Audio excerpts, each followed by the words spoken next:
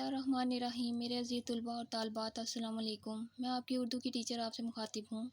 آج ہم کریں گے یونٹ نمبر 1 سبق نمبر 1 عنوان قصہ حضرت یوسف علیہ السلام۔ تعارف۔ حضرت یوسف علیہ السلام حضرت یعقوب علیہ السلام کے بیٹے تھے۔ حضرت ابراہیم علیہ السلام اللہ تعالیٰ کے بڑے عظیم پیغمبر تھے۔ انہیں ابو الانبیاء یعنی کہ نبیوں کا باپ کہا جاتا ہے، کیونکہ آپ کی اولاد اور خاندان میں کثرت سے رسول اور نبی پیدا ہوئے۔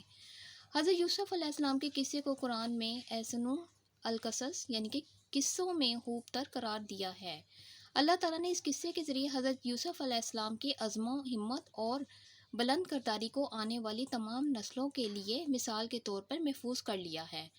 ابھی ہم نے کیا ہے قصہ حضرت یوسف علیہ السلام کا تعارف۔ اب ہم کرتے ہیں اس کے الفاظ معنی، رواج، طریقہ، وقت، عزت،